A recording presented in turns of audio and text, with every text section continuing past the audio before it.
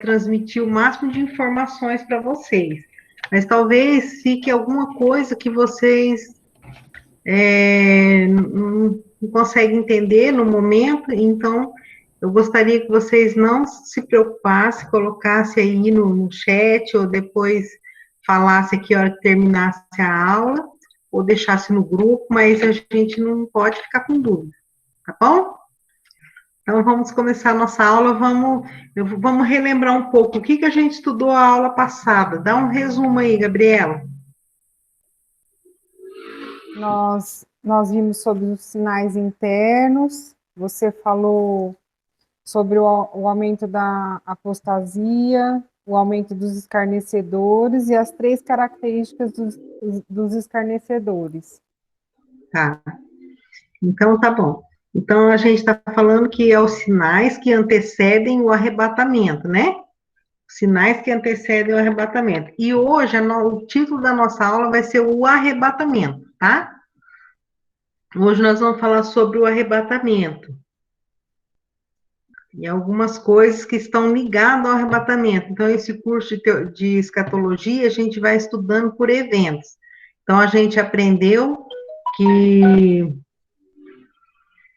haverá sinais que a gente não sabe o dia nem a hora que Jesus vai vir para nos arrebatar a noiva dele, mas que haveriam sinais que apontaria para essa data, para esse acontecimento. Então, a gente viu que tem sinais internos e sinais externos. Então, hoje a gente vai falar um pouco sobre o arrebatamento, como vai ser esse dia glorioso, tá bom? Então, pode pôr lá, Daniel. Ah, esqueci de mandar o link para o Valdir, ele não está matriculado, mas ele quer participar da aula. Dá só licença um pouquinho aqui. Espera aí, Valdir, que eu vou mandar para você.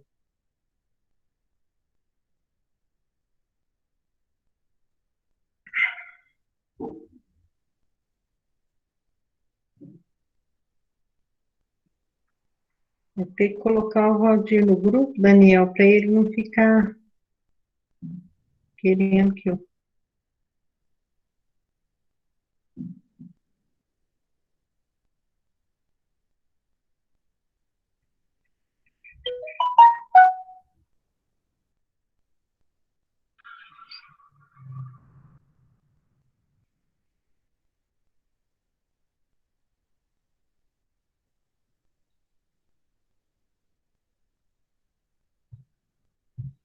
Aí,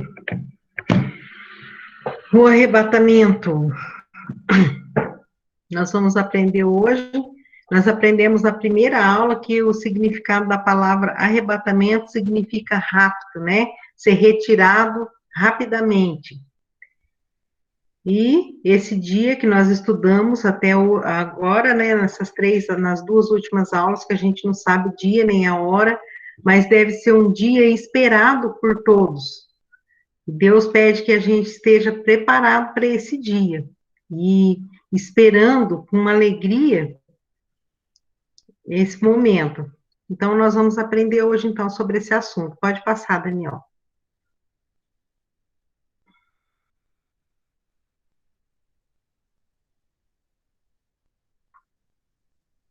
Muito bem, o arrebatamento. Eu vou pedir que vocês me ajudem hoje nos versículos. Boa noite, Cleiton entrou aí. Vocês vão me ajudar com os versículos, porque eu... Boa noite, irmã, tudo bem? Eu não coloquei todos eles aqui, mas eu gostaria de pedir para a Gabriela, está procurando Romanos 6,14, e o Rosalvo Romanos... Ela pode ler o 6,14 e o 4,25. E o Rosalvo, Mateus 16,18, a Rosângela, Atos 1, de 7 a 11, o Alex, 1 Tessalonicenses 4, 16 e 17, e o Cleito vai no Apocalipse ali, ok? Então tá. Cristo, em sua primeira vinda, ele resgatou-nos do domínio do pecado. Então, nós temos que entender que Cristo, ele já teve aqui uma vez, como foi prometido nas Escrituras, né? Ele veio aqui como homem, deu a sua vida na cruz para nos resgatar do domínio do pecado. E ele virá, como a Bíblia promete, virá a segunda vez, ele vai vir para nos arrebatar. Mas nós temos que ir trabalhando essa parte aqui, ó. Ele resgatou-nos do domínio do pecado. Lê para mim Romanos 6,14. Gabi. O pecado não é mais seu senhor, pois você já não vive sob a lei, mas sob a graça de Deus. Então, a gente vê aqui que esse evento, o arrebatamento, ele está prometido, está destinado para aqueles que já tiveram essa libertação do domínio do pecado, quando o pecado não tem mais poder sobre aquela pessoa que já aceitou Cristo como Salvador, porque lá no céu não vai entrar pecado, né? Vai entrar pecadores remidos pelo sangue de Cristo, tá? Então, na primeira vinda dele, que ele veio como homem e habitou entre nós, né? E como diz em Romanos, em João 1, e vimos a sua glória como a glória do unigênito do Pai, cheio de graça e de verdade. Então, nessa vinda de Cristo, ele veio para remir a gente, para libertar a gente das garras do pecado. E ele ressuscitou para nossa justificação. Você sabe que a ressurreição de Cristo, ela teve um poder muito grande, porque a ressurreição de Cristo mostra para nós que Deus aceitou o pagamento da nossa dívida por meio do sangue dele na cruz. Então, o pecado não tem mais domínio sobre nós. Cristo ressuscitou e por isso nós podemos acreditar nesses fatos que nós vamos falar sobre o arrebatamento, pelo fato de Cristo ter ressuscitado. Então, Romanos 4:25, Gabriel. Ele foi entregue à morte por causa de nossos pecados e foi ressuscitado para que fôssemos declarados justos diante de Deus. Tá vendo? Então, olha, esse versículo é muito importante, muito bom para a gente decorar ele. Ele foi ressuscitado para que a gente pudesse ser declarado justo. Então, isso aí é a nossa justificação. A palavra justificação significa uma pessoa que foi declarada inocente, foi tido um julgamento, né? E no julgamento, aquela pessoa, o réu, se tornou livre, foi declarado isento, inocente. Só que no caso nosso, nós éramos culpados. Mas Jesus, ele foi julgado e foi condenado no nosso lugar, pagou o preço pelo nosso pecado, que foi a morte, e quando ele ressuscitou, ele cumpriu toda a nossa, toda aquela dívida que era nossa, impagável, Jesus cumpriu. E Deus declarou, Deus aceitou aquele pagamento. Deus aceitou, e o fato de Deus ter aceito a morte e a ressurreição, que ele tem poder sobre a vida e sobre a morte, ele deu a vida e tornou a tomar de volta a vida dele. Então, a ressurreição de Cristo declarou a nossa redenção, a nossa justificação. Foi Deus, todo aquele que aceita Cristo como Salvador, Deus declara a gente como inocente. Não porque somos, mas porque Cristo se tornou pecado por nós e nós nos tornamos justificados por meio dele, tá? Então, é por isso que isso aí é que prepara uma pessoa para o arrebatamento. O fato de Cristo ter feito, pago o nosso pecado, ressuscitado ao terceiro dia, e Deus ter aceito tudo que ele fez para justificar cada pecador que crê nele, certo? E ela já leu Romanos, e depois que ele veio, viveu aqui a vida dele pura, pagou o nosso pecado, ressuscitou para a nossa justificação, ele fundou a sua igreja, Mateus 16:18. Rosalvo, né? Lê para mim, Rosalvo.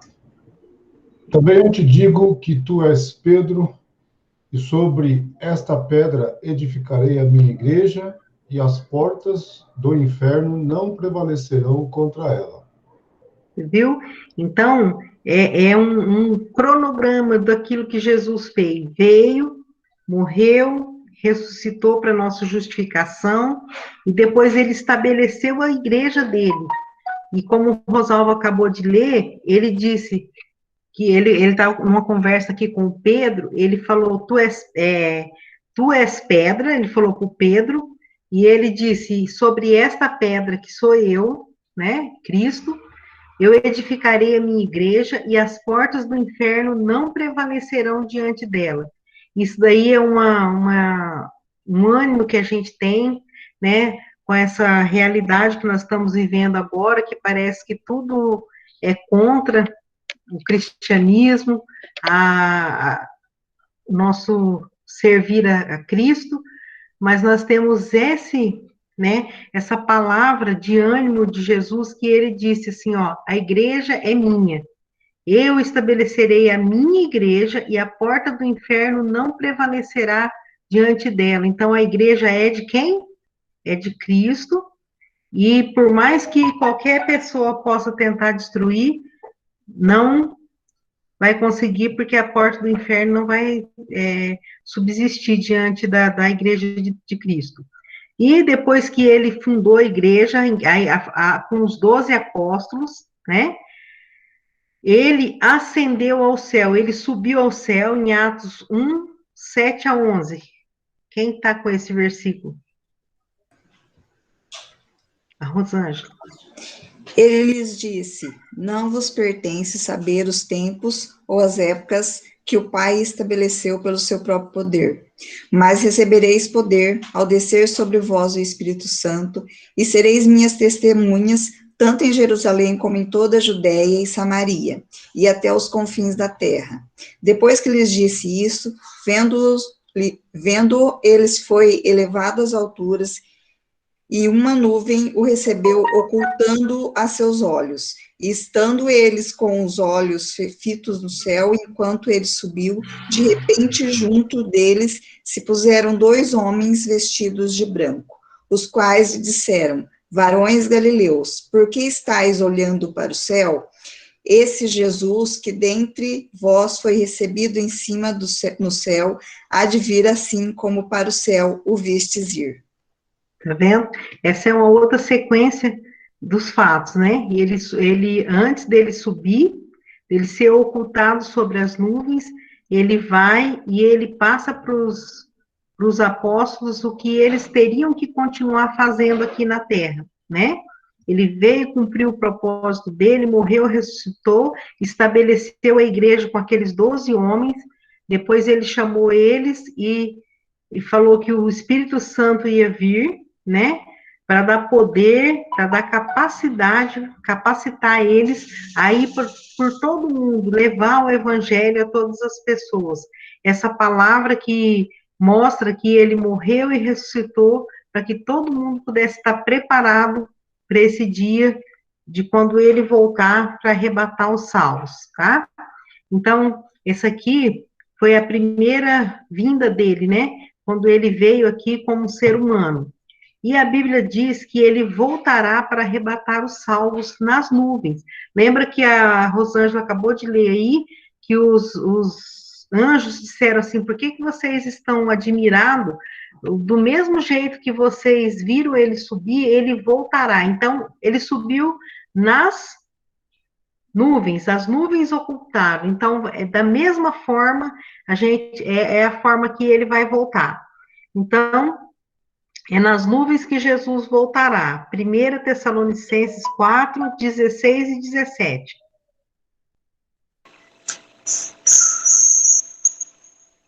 Porque haverá o grito de comando, e a voz do arcanjo, e o som da trombeta de Deus.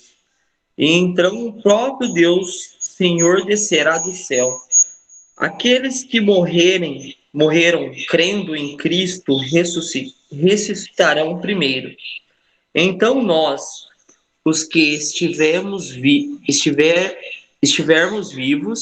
seremos levados nas nuvens junto com eles, para nos encontrarmos com o Senhor no ar, e assim ficaremos para sempre com o Senhor. Então, deixa eu fazer uma pergunta para vocês. A segunda, né, nesse arrebatamento, Jesus pisará aqui na terra para recolher a gente no arrebatamento? O que vocês acham? Não. Não, acho que não. Das nuvens, ele vai estar nas nuvens. Então, exatamente, né? Nós vamos encontrar com ele nos ares. E nós vamos estar juntos. Primeiro, os mortos ressuscitam, né? Eles vão descer, retomar os corpos e vão ir todos juntos, encontraremos o Senhor nos ares. E a Bíblia diz também que 7 anos depois virá a terra para instaurar o milênio, porque depois que Cristo voltar, depois eu vou dar detalhes de cada partezinha dessa, mas eu estou dando uma geral. Primeiro, ele voltará para arrebatar os salvos nas nuvens, e depois 7 anos, nós vamos estudar separado esses 7 anos, porque logo após o arrebatamento haverá 7 anos de tribulação na terra, e depois do fim desses 7 anos, ele virá à terra para instaurar o milênio. Apocalipse 19, e o Cleito vai ler essa parte do Apocalipse aí que segue. 19, 11, depois o 15. Vi o céu aberto, e eis um cavalo branco, o seu cavaleiro se chama Fiel e Verdadeiro, e julga e peleja com justiça. Versículo 15. Sai da sua boca uma espada afiada, para com ela ferir as nações. E ele mesmo as regerá com cetro de ferro, e pessoalmente pisa o lagar do vinho do furor da sua ira, da ira do Deus Todo-Poderoso. Agora Apocalipse 20, do 1 ao 6. Então vi descer do céu um anjo, tinha na mão a chave do abismo e uma grande corrente. Ele segurou o dragão, a antiga serpente, que é o diabo, Satanás, e o prendeu por 1000 anos. Lançou-o no abismo, fechou e pôs selo sobre ele, para que não mais enganasse as nações até se completarem os 1000 anos. Depois disso, é necessário que ele seja solto pouco tempo. Vi também tronos, e nestes sentaram-se aqueles os quais foi dada autoridade de julgar. Vi ainda as almas dos decapitados por causa do testemunho de Jesus, bem como por causa da palavra de Deus. Também quantos não adoraram a besta, nem tampouco a sua imagem, e não receberam a marca da fronte e na mão, e viveram e reinaram com Cristo durante 1000 anos. Os restantes dos mortos não reviveram até que se completassem os 1000 anos. Esta é a primeira ressurreição. Bem-aventurado e santo é aquele que tem parte na primeira ressurreição. Sobre estes, a segunda morte não tem autoridade. Pelo contrário, serão sacerdotes de Deus e de Cristo e reinarão com ele os 1000 anos. Tá. Então, vocês não precisam se preocupar em entender tudo isso que o Cleito acabou de ler, porque nós vamos estudar depois em pequenas partes. Mas isso aqui é para mostrar para vocês que Cristo, depois da tribulação, ele vem instaurar o milênio dele sobre a terra. E tem algumas linhas de estudo, né, de pessoas que crê que esse milênio já está acontecendo agora. E quando você vê o Cleito lendo essa passagem, você vê que nós não estamos, lógico, não tem nada a ver o que nós vivemos hoje com o milênio que Deus está prometendo na Bíblia, como nós vamos ver nas aulas à frente. Precisamos hoje é só entender que Cristo, a ordem dos fatos, Cristo voltará para arrebatar os salvos nas nuvens, e depois de 7 anos de tribulação, ele virá à terra para instaurar o milênio, tá? E depois a gente vai ter um gráfico aqui que vai mostrar a ordem dessas coisas. Mas a primeira vinda, ele veio para resgatar a gente. Se ele não tivesse vindo a primeira vez como homem, habitado entre nós, e dado a sua vida em resgate por nós, para nos justificar perante Deus, não ia ter arrebatamento, não ia ter segunda vinda, porque ninguém ia estar pronto para o céu. Então, essa que é a grande verdade, tá? Pode passar, Daniel. Outra coisa importante para a gente entender sobre o arrebatamento. As duas fases do arrebatamento. Na verdade, aqui é as duas fases da vinda de Cristo, né? Eu coloquei do arrebatamento. Mas é assim, ó. Primeiro, Cristo vem para buscar a noiva. Quem que é a noiva de Cristo? A igreja. A igreja. A igreja. Agora, primeiro, quando ele vem buscar a noiva, é o arrebatamento, tá? O arrebatamento, ele vem buscar a noiva. E depois de 7 anos, que vai haver a grande tribulação aqui na Terra, ele volta com a esposa. Então, isso nos leva a crer que nesse período de 7 anos, né, do arrebatamento até o fim dos 7 anos de tribulação, duas coisas importantes vão estar acontecendo. É como se abrisse 2 cenários, um aqui na Terra e o outro lá no céu. Então, os salvos estarão lá no céu, porque eles foram arrebatados, estão lá com o Senhor. Lá em cima vai estar acontecendo 2 coisas importantes. A bodas do cordeiro, porque se ele vem com a esposa, se ela foi noiva, arrebatada noiva, e ele volta depois dos 7 anos com a igreja como esposa, é porque o bodas do cordeiro vai acontecer dentro desses 7 anos. E é interessante, gente, que uma pregação do irmão Rosalvo na nossa igreja, e eu não esqueço, ele pregou sobre as bodas de Canaã, né? Que demorava, era 7 dias, Rosalvo? 7 dias. Era 7 dias você chegou até a acabar o vinho, o negócio lá, foi tão forte, né? Grandioso. Então, aqui tem uma certa alegoria aqui, ó, porque nesses 7 anos vai ser Cristo, é o casamento de Cristo com a igreja no céu, né? Olha que maravilha que vai estar acontecendo no céu. 2 cenários, imagina. Aí na mente de vocês vão imaginar esses 2 cenários. Cristo arrebata os salvos e depois tem o julgamento para a gente receber as coroas e os galardões. E nós vamos ver tudo separadinho. E depois, lá no céu, vai acontecer as bodas do Cordeiro, né? Cristo casando com a sua igreja. E daí, aqui na terra, enquanto isso está acontecendo lá no céu, aqui na terra vai estar acontecendo a grande tribulação. Todas as pessoas que não aceitaram a Cristo como Salvador, eles vão estar passando o período da grande tribulação.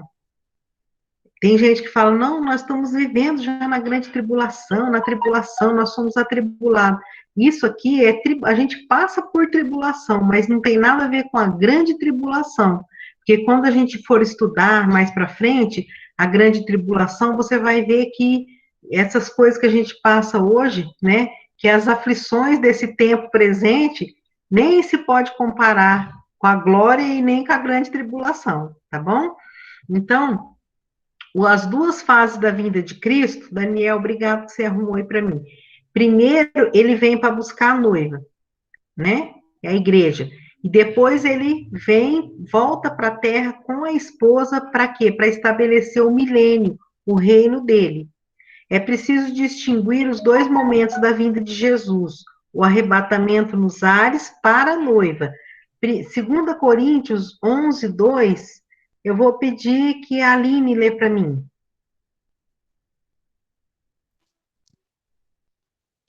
Porque estou zeloso de vós, com zelo de Deus, porque vos tenho preparado para vos apresentar como uma virgem pura, a um marido, a saber, a Cristo. Você viu a responsabilidade aqui, quando o apóstolo Paulo fala que ele está cuidando, zelando da igreja para apresentar a igreja para Cristo como uma virgem para o noivo. E ele está falando isso de nós. E aí a gente para e começa a pensar nas igrejas dos tempos atuais, como, né, como a gente viu na última aula, como muitos têm se apostado, muitos têm se desviado, indo atrás de coisas, doutrinas erradas, o mundanismo, e aqui o que Cristo espera da sua noiva é encontrar ela como uma virgem pura e esperando o noivo, né? Então, a gente entende isso, que o arrebatamento é para a noiva. E aqui, para a noiva, ele quer encontrar imaculada, sem mancha, pura e esperando por ele. E a vinda em glória à terra, com a esposa, depois dos 7 anos da grande tribulação, ele já vem para estabelecer o reino dele. Apocalipse 19, 7. Se o Cleito já estiver aí já no Apocalipse, lê para mim, Cleito.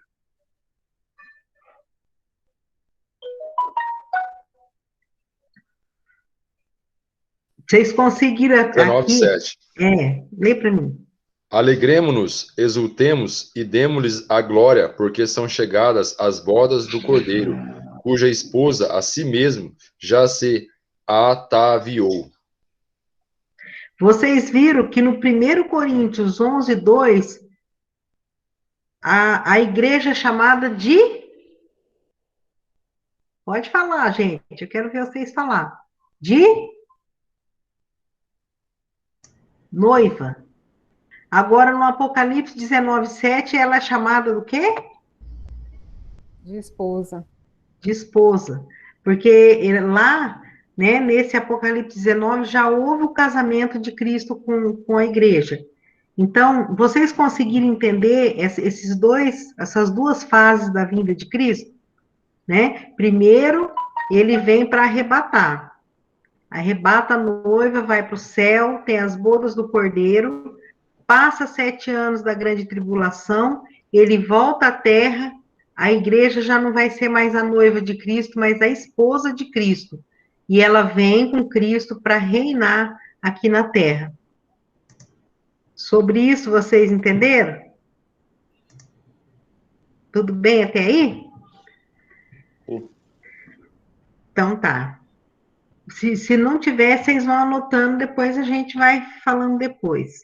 Ou pode comentar agora, tá? Então, a primeira coisa que vai acontecer no arrebatamento vai ser, né, como eu já falei em outra aula anterior, a ressurreição dos mortos em Cristo e a glorificação do nosso corpo. Isso aqui que eu queria explicar para vocês, que nós levaremos nossas características como Jesus. De Jesus, quando ele ressuscitou, né, e ele estava lá, e ele entrou naquela porta não, ele entrou naquele ambiente que estavam a sua igreja, os 12, os 11, né, porque o Judas já tinha morrido, ele entrou ali sem abrir a porta, porque ele estava com o corpo já glorificado. Só que mesmo o corpo dele sendo glorificado, ele falou para o Tomé, Tomé, vem aqui, coloca a mão nos meus cravos, nos sinais dos meus cravos, coloca a mão no meu lado e seja crente. Não é isso que ele falou para Tomé? Então, quer dizer que ele tinha as cicatrizes e ele tinha um corpo que era palpável, dava para colocar a mão no corpo dele. Mas, ao mesmo tempo, era um corpo glorioso, que entrou pela casa sem abrir as suas portas. Já pensou? Então, esse é o corpo que nós vamos ter quando a gente for ressuscitado, um corpo como o de Cristo, levando as nossas características. Cristo, a coisa que eu acho mais legal de Cristo, que quando ele veio, né, ele sendo Deus, em forma de Deus, ele desceu aqui e se tornou homem, como nós, e ele recebeu as características de um ser humano como nós. E quando ele ressuscitou em glória, mas com o corpo glorificado, e hoje ele está no céu, ele aparece com a gente. Eu acho muito legal o fato de Cristo parecer, carregar nossos traços, nossa aparência de ser humano, mas um homem, Deus, glorificado no céu. Então, nós levaremos as nossas características, eu acredito nisso, que nós vamos estar lá no céu, nós vamos nos reconhecer, senão ia ser muito esquisito, né? Como eu pensava antes, eu achava que no céu a gente ia ficar parecendo os Gasparzinho, né? Todo mundo parecendo os fantasminha, e era assim, mas não, no céu a gente vai poder se regozijar, se alegrar, porque depois ainda a gente vai estar aqui no milênio, então nós vamos carregar os nossos traços, nossa aparência, e talvez melhorada, sem doença, sem nenhum defeito físico, saudáveis, né?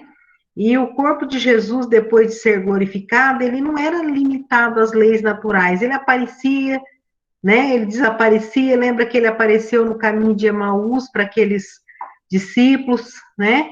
E a velocidade com que ele ia era diferente de um corpo limitado pela carne e o sangue como o nosso, tá? Então, esse vai ser o nosso corpo depois do arrebatamento, um corpo igual ao de Cristo, tá? Em frente, Daniel. Outra coisa que a gente vai aprender aqui, haverá duas ressurreições. E a diferença entre as duas ressurreições. 1 Tessalonicenses, o João Vitor vai ler para mim, 4,14. Diz que Cristo trará em sua companhia os espíritos daqueles que dormem. Nós já até lemos esse versículo, eu acho. No Senhor, e ele ficará parado nas nuvens, enquanto os espíritos continuam descendo à procura dos seus corpos, a serem ressuscitados em um corpo glorioso. Você leu o 14 e o 16, o João Vitor. Achou aí? Sim. Pode ler. Porque se cremos que Jesus morreu e ressuscitou, assim também aos que Jesus dormem, Deus os tornará a trazer com ele. 16. Porque o mesmo Senhor descerá do céu com alarido, e com voz de arcanjo, e com a trombeta de Deus. E os que morreram em Cristo ressuscitarão primeiro. Certo. Então, essa é a primeira fase da ressurreição, tá? É a primeira fase, a primeira parte da ressurreição. Só vão ressuscitar os que morreram crendo em Cristo. Agora passa para ver, Daniel. Quando Jesus voltar, os mortos em Cristo ressuscitarão primeiros incorruptível. Em seguida, os salvos vivos serão transformados juntos e encontrarão o Senhor nos ares. A gente já leu esses versículos. Vamos pular para frente. Pode passar, Daniel. Apenas, olha lá, esse aqui vocês prestam atenção. Apenas os que morreram em Cristo ressuscitarão antes do arrebatamento. Os que não morreram em Cristo, os que não morreram salvos, os que não aceitaram Cristo, farão parte de uma segunda ressurreição, que se dará antes do juízo final. Então, essa segunda ressurreição, ela vai ser depois do milênio, entendeu?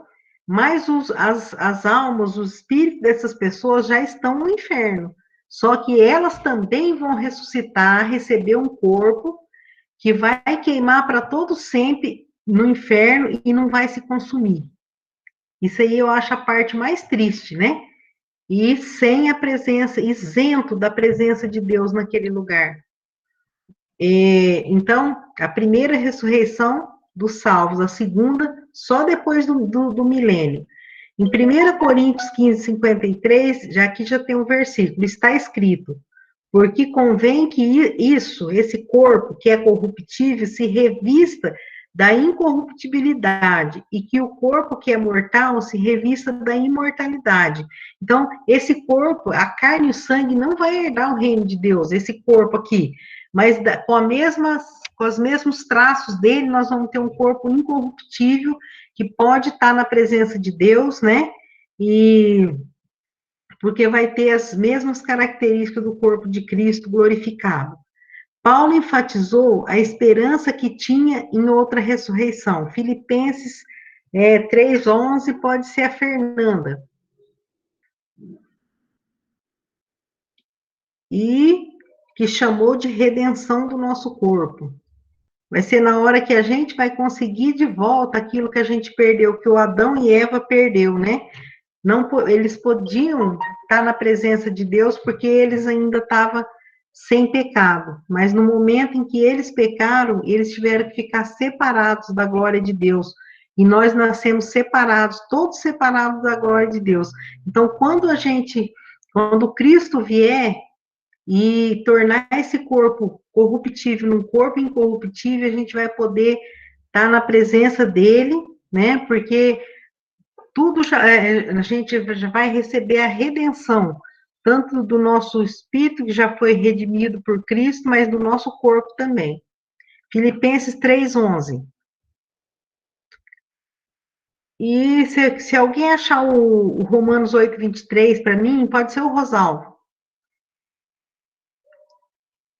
Pode falar, Fer. Ela não entendeu a referência não, Sônia. Qual que eu falei? Filipenses 3:11. O Rosalvo já tem o Romanos 8:23? Sim. Pode ler para mim, Rosalvo? E não somente ela, mas também nós, que temos as primícias do Espírito, igualmente gememos em nosso íntimo, aguardando a adoção de filhos, a redenção do nosso corpo. Aqui nessa parte aí fala que até a natureza geme esperando a redenção, né? E não só ela, mas também nós esperamos a redenção quando a gente sofre, né? Hoje eu estava reclamando pro Valdir que hoje eu estava crocante, doendo aqui, estralando ali, né? Então, um dia que Cristo voltar, quando a gente estiver na glória, nós não vamos ter um corpo cheio de dor, cheio de problema, a gente vai estar perfeito lá. Filipenses 3:11. Com a esperança de que eu mesma seja ressuscitado da morte para a vida. Tá vendo?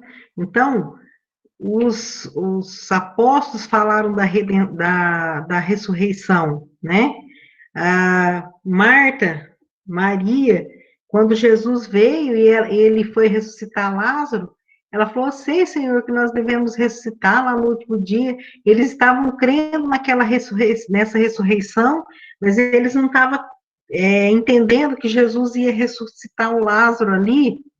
Era uma amostra grátis para nós do que ele pode fazer com a gente, que para ele não tem nenhum problema em ressuscitar uma pessoa. Pode passar, Daniel.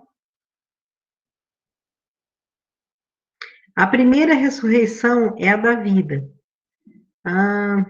Sol, você lê para mim João 5:29, a parte A. E essa primeira ressurreição, ela contempla, primeiro, Cristo, as primícias dos que dormem. Cristo foi o primeiro, né? Primeiro que ressuscitou dos mortos. Gabriela, lê para mim, 1 Coríntios 15, 20 e 23a. Pode ler, Sol. É João 5:29? Só a parte A do versículo, a primeira parte. Os que tiverem feito o bem para a ressurreição da vida e os que tiverem praticado o mal para a ressurreição do juízo. Isso. 1 Coríntios 15, 20 e 23a, Gabriela.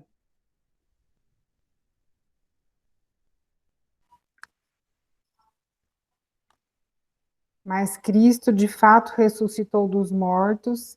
Ele é o primeiro fruto da colheita de todos que adormeceram. E o outro? O 23a.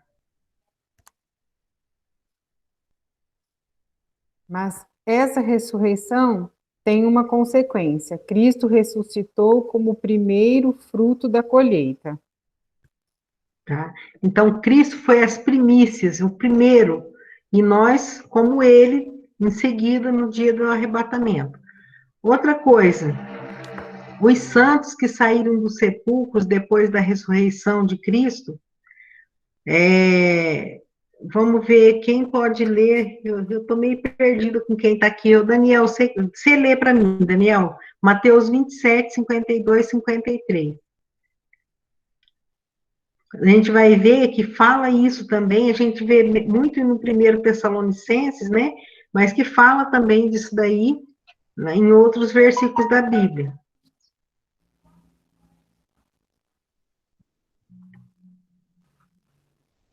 Pode ler, Daniel. Tá, 52 e 53. Isso.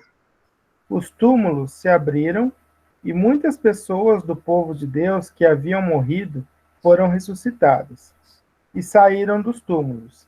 E depois da ressurreição de Jesus, entraram em Jerusalém, a cidade santa, onde muitos viram essas pessoas. Então, você vê que Cristo ressuscitou, e esse acontecimento aqui foi quando Jesus estava na cruz, né? Aconteceu isso, pessoas ressuscitaram, e depois da morte e ressurreição de Cristo, eles entraram em Jerusalém. Já imaginou que coisa? Que sentiram, que sentimento houve de pessoas que conheciam essas pessoas, né? Porque os saduceus, eles não acreditavam em ressurreição. Então, muitas pessoas que não acreditavam nisso, que era ensinado que um dia haveria ressurreição dos mortos, ficaram, né, atônitos ali de ver aquelas pessoas que ressuscitaram. Esse significado desse evento é um prenúncio profético de que a morte e a ressurreição de Cristo garante nossa ressurreição gloriosa na sua vinda. Então, eu vejo que Cristo ressuscitou Lázaro, né, ressuscitou mais pessoas, teve essa ressurreição aqui nesse evento, para mostrar que é possível, que isso vai acontecer. Essa ressurreição garante para nós a ressurreição nossa também na segunda vinda de Cristo, tá? E a ressurreição dele foi a derrota da morte, tá? 3, os que são de Cristo no momento do arrebatamento. Esse aqui a gente já leu esse versículo, não é necessário a gente ler de novo, tá? Então, a gente viu aqui que Cristo ressuscitou primeiro, porque ele é a primícia dos que morreram.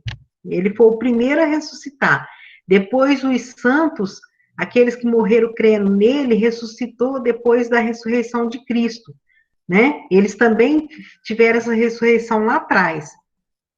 E aqui, os que são de Cristo, no arrebatamento, eles vão ressuscitar. Beleza, até aí? Esse texto diz, olha só, esta é a primeira ressurreição.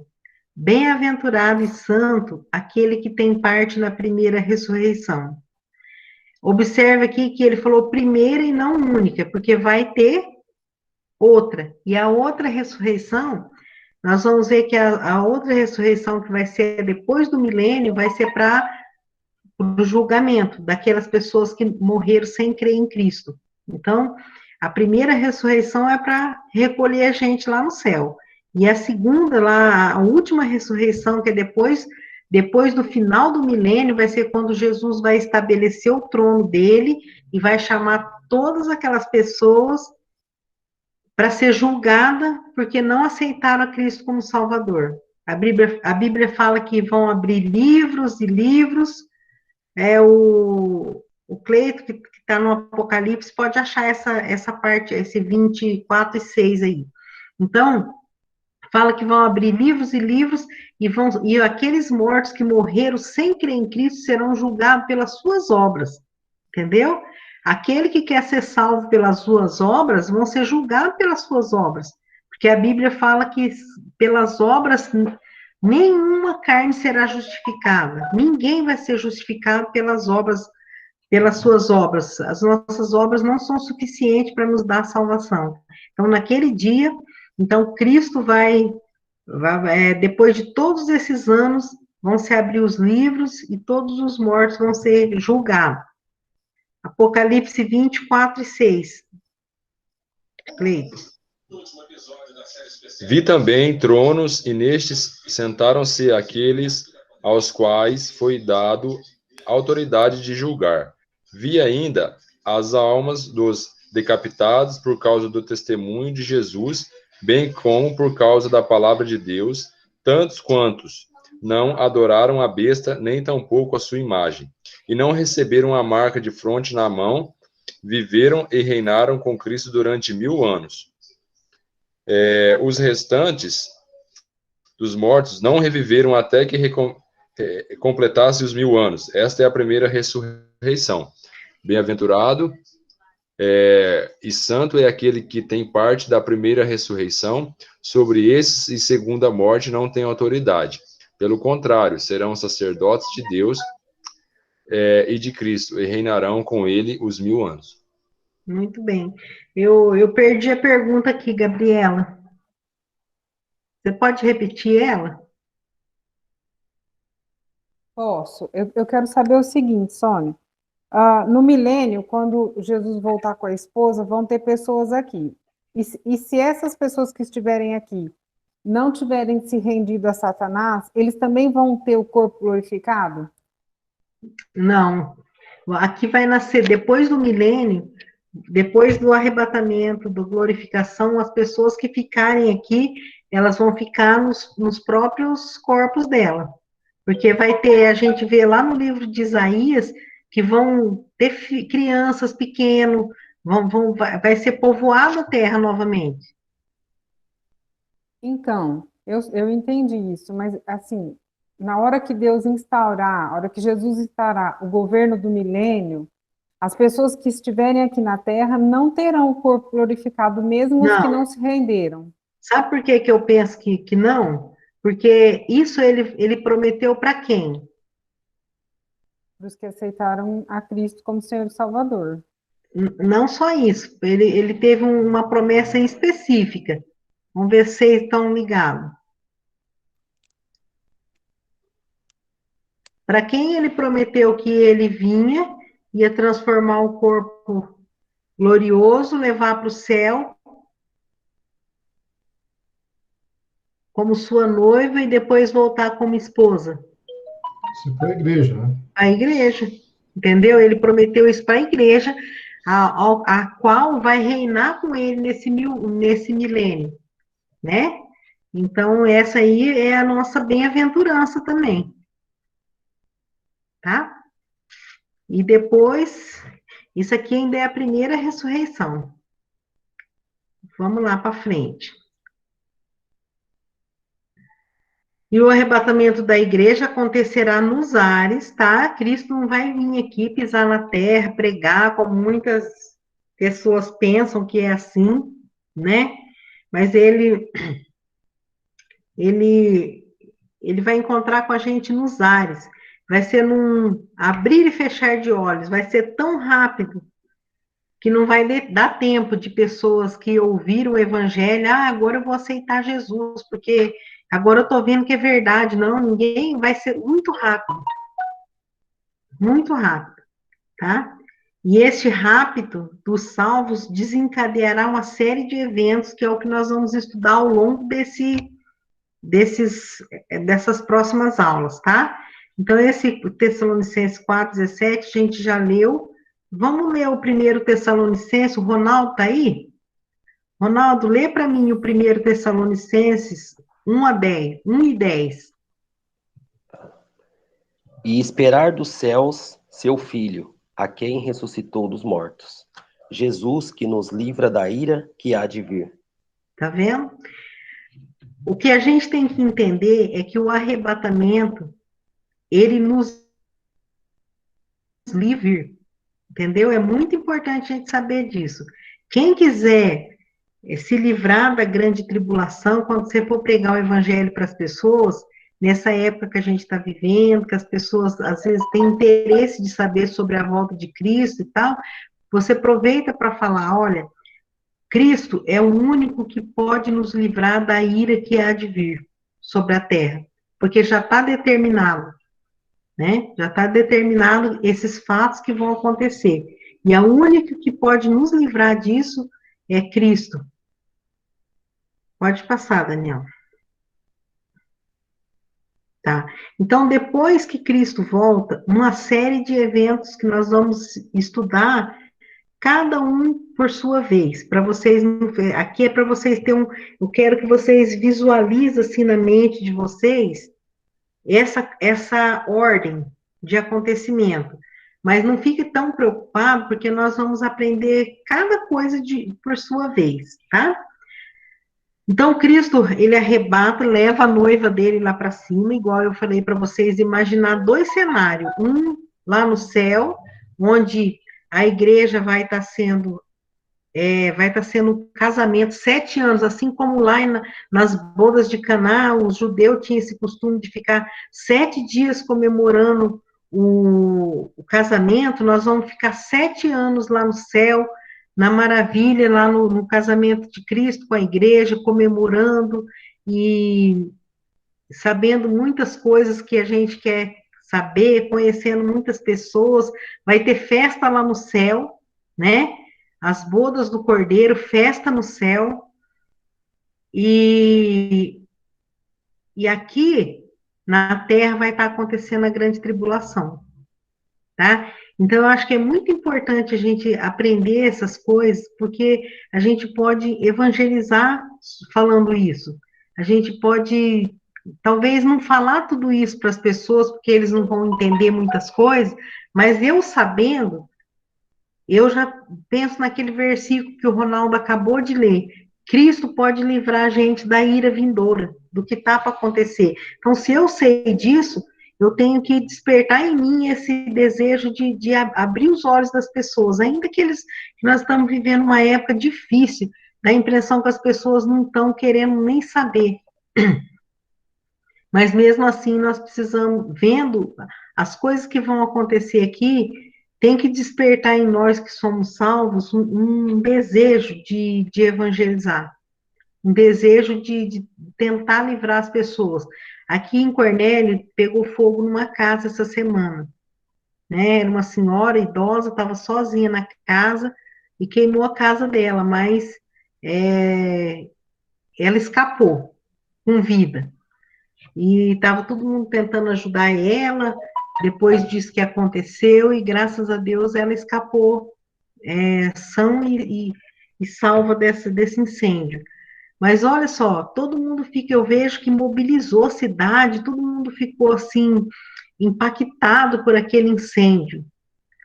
E eu tenho visto assim que o inferno, gente, é uma coisa real, né? Desde quando eu aceitei Cristo que como meu Salvador, os anos passam e na minha mente eu não consigo esquecer que o inferno é real e que é um lugar de pavor e que eu não quero que as pessoas que eu amo vão para lá e nem as que eu nem conheço, eu não quero que elas vão para lá. Então, todo tempo que eu posso ter uma oportunidade de falar para alguém, eu falo. Se a pessoa não quiser, não tem problema, mas eu preciso avisar, né? Eu vejo as pessoas se mobilizar, no caso, é lógico, né? Você vê uma casa pegando fogo, você quer ajudar a pessoa a sair de lá, porque é terrível, mas a gente não tem, às vezes, a dimensão do que é o inferno, de quão terrível é o inferno, porque se a gente tivesse, a gente estaria nessa mesma situação que ficaram as pessoas que queriam salvar a senhora daquela casa incendiada, tá? Então, voltando aqui, depois que houver um arrebatamento, a primeira coisa que vai acontecer depois do arrebatamento, ainda antes depois eu quero mostrar para vocês na próxima aula, eu vou mostrar um esboço bem legal para vocês dos lugares, assim, biblicamente falando, os lugares celestiais, né? Que a Bíblia fala dos lugares celestiais em Cristo. Então, a gente aqui, nos ares, ainda nos ares, nós vamos ter o tribunal de Cristo. Para que serve o tribunal de Cristo? O tribunal de Cristo é para julgar os salvos. Ué, mas nós vamos ser julgados? A Bíblia não falou que quem crê nele não vai ser julgado? Bem, nós não vamos ser julgados para ver se a gente vai para o céu ou para o inferno, porque nós somos salvos, mas nós vamos ser julgados para receber a nossa coroa, nosso galardão. tá? Eu queria pedir para a Kessia ler para mim o Apocalipse 22, 12. Deixa eu ver, a Aline, lê para mim 1 Pedro 5, 4. Então, esse tribunal de Cristo é onde Cristo vai julgar nossas obras. E você vai receber aquilo que você fez por meio desse corpo que Deus nos deu. Lê lá, então, a Kessia. Apocalipse 22, 12. Isso. Eis que venho sem demora, e comigo está a recompensa que tenho para dar a cada um segundo as suas obras. Olha que legal. Eis que venho sem demora, e comigo o seu galardão, ou sua recompensa, para dar a cada um segundo suas obras. Então, Cristo, quando ele vier nos ares, ele já vai trazer a recompensa dele. 1 Pedro 5, 4. E quando aparecer o sumo pastor, alcançareis a incorruptível coroa da glória. Tá vendo? Então, no aparecimento de Cristo, aí a gente vai estudar mais para frente as coroas, vários tipos de coroas que Deus tem prometido, né? Mas o que é para vocês entenderem agora, grosso modo aqui, é que lá, depois do arrebatamento, antes da gente entrar lá no céu, Cristo vai dar para cada um, porque ele já tem a apuração dos resultados, né? A urna dele não é nem essa urna que todo mundo está com medo de ser uma urna que pode ser, como que fala? Fraudulenta, né? A de Cristo. Cristo é tudo certinho com ele, não tem injustiça. Então, ele já sabe tudo, todas as coisas, e ele vem e dará para nós o nosso galardão. Depois, em seguida, aqui na terra, a grande tribulação, por 7 anos, conforme Daniel, depois a gente vai ler na próxima aula, tá?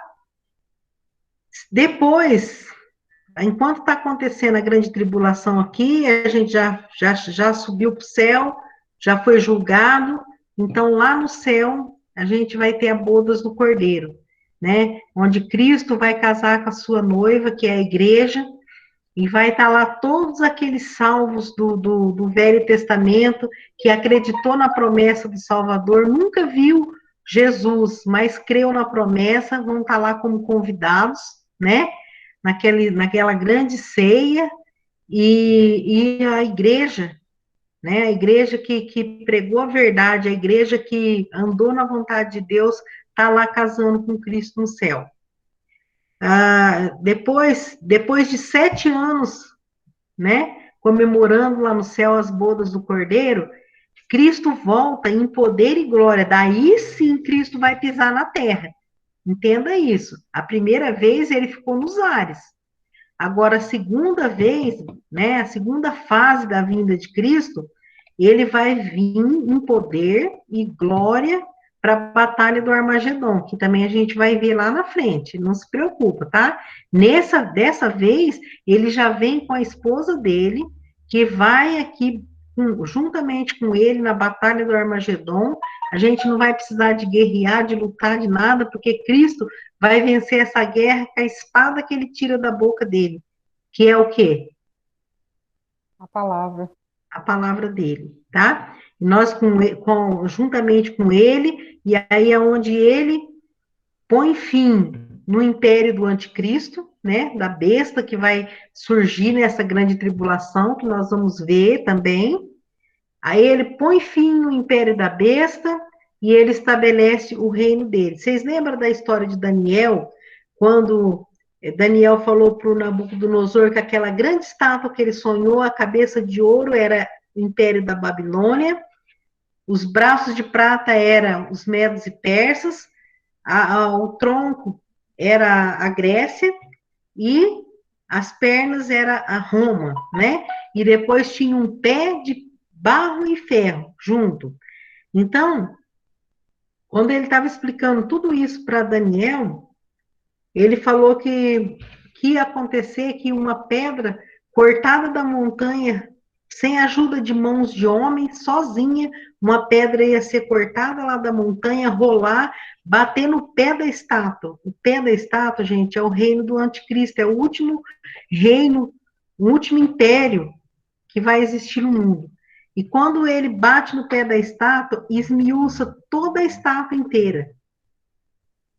E aquela pedra cresce, cresce, cresce e enche toda a terra. Essa pedra é Cristo, é o reino de Cristo, que vai encher toda a terra, né? Para o milênio. E depois que terminar o milênio, olha só, tem tempo para danar, né? Vem o julgamento das nações, a maneira com que eles trataram Israel durante todo o tempo.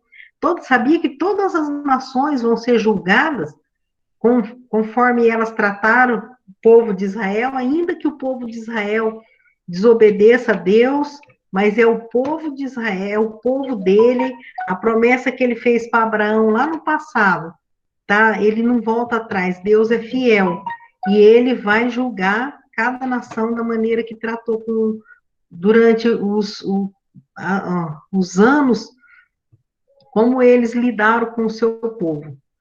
E depois, né, aqui está faltando o julgamento do trono branco, Daniel. O trono branco é que depois, quando termina o milênio, ressuscita todos aqueles mortos que não eram salvos e eles vão ser julgados. E aqui é interessante que, quando terminar todas essas coisas que nós vamos ver item por item, o que eu acho interessante é que quando Jesus vai julgar, né, vem todos os mortos que morreram sem Jesus, sem aceitar Jesus, eles ressuscitam num corpo também que não vai deteriorar, vai queimar e vai estar ali para a eternidade inteira. Então, vocês lembram lá no livro de João, que fala assim, e o julgamento é esse, que a luz veio às trevas, mas os homens amaram mais as trevas do que a luz, porque suas obras eram más. Então, o julgamento dessas pessoas é esse, eu mandei Jesus, mas vocês preferiram as trevas do que a luz que era Jesus. Então, a condenação é feia, a pessoa vai receber a condenação porque ela mesma escolheu essa situação. Não é porque chegou a hora de Jesus ter prazer, Deus não tem prazer nenhum em pessoas ir para o inferno, mas, infelizmente, cada um escolheu errado, fazem escolhas erradas, né? Mas Deus, por ele ser amor, ele dá o livre-arbítrio, a liberdade para a pessoa escolher. Ele diz que a luz veio às trevas, a luz veio ao mundo, mas os homens amaram mais as trevas do que a luz, porque as suas obras eram más. Então, nesse dia vai se abrir livros e livros, e os homens não vão ter desculpa de falar por que eu vou ser condenado, porque ele já não crê em Jesus, já está condenado. E, por fim, a eternidade, que é o céu. Então, depois, esse último slide aqui mostra mais ou menos, se o Daniel puder colocar aqui, entre o julgamento das nações e a eternidade, o trono branco. Só para vocês terem uma ideia na mente de vocês dos fatos. E acho que depois desse tem só um mapinha, um gráficozinho para vocês darem uma olhadinha, e já terminou nossa aula, porque eu já passei 10 minutos. Vocês me perdoam, né? Eu vou parar por aqui.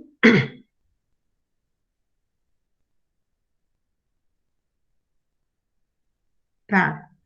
Só passa o outro slide, tá vendo? Depois vocês vão entrar lá no grupo e vocês vão ver que aqui tá colocado em forma de gráfico para vocês entenderem, ó. O arrebatamento, tribunal de Cristo e bodas do Cordeiro, tá? Daí eu vou explicar na próxima aula tudo certinho esse gráfico aqui. O tempo da igreja, é o tempo que nós estamos hoje, a tribulação, até chegar ao estado eterno. Depois vocês vão analisar esse mapinha, e dentro disso daqui eu vou dar a aula semana que vem, tá bom? Por hoje é só. A gente vai parar por aqui, porque já é 21h11. Tem alguma pergunta, alguma coisa que vocês acham que ficou difícil para vocês entenderem? É meio complexo esse assunto, não é? Pode abrir o microfone e falar. É complexo, né? Mas é possível da gente entender, e eu acho que Deus quer muito que a gente entenda essas coisas. O Apocalipse foi escrito de uma forma figurada naquele tempo que João estava exilado, perseguido pelo Império Romano, por isso que foi escrito essas coisas de forma assim alegórica, parecendo com figuras, né? Mas Deus quer muito que a gente entenda essas coisas, especialmente nessa época que nós estamos vivendo. Alguém pode falar alguma coisa? Seu Aurelino? Irmã Sônia, como seria vazia a nossa vida se não houvesse a ressurreição? O apóstolo Paulo lhe disse: se a nossa vida, se a nossa esperança em Cristo fosse só dessa vida, nós éramos os mais miseráveis de todos os homens. Isso. Então é por isso que nós cremos na ressurreição. Amém. Até o próprio Jó, né, 1500 anos antes de Cristo, ele falou sobre a ressurreição do corpo dele. Ele chegou até a dizer, com esses mesmos olhos eu verei o meu Senhor. Meu Redentor, isso. Então todos nós cremos na ressurreição. Isso que é o mais importante na vida de todo cristão, né, irmã? Isso. Amém. Você viu como é que o irmão Aurelino sempre tem um versículo bom para terminar a nossa aula. Mais alguém? Obrigado, irmão. Tudo entendido? Então, tá bom. Se caso vocês tiverem alguma pergunta, alguma colocação que vocês querem fazer, pode deixar lá no grupo, tá? E se você sabe de alguma coisa também, pode acrescentar lá para as pessoas, para enriquecer o nosso estudo, tá bom? Que Deus abençoe cada um de vocês, que vocês tenham um ótimo final de semana, uma noite de paz, de descanso, tá?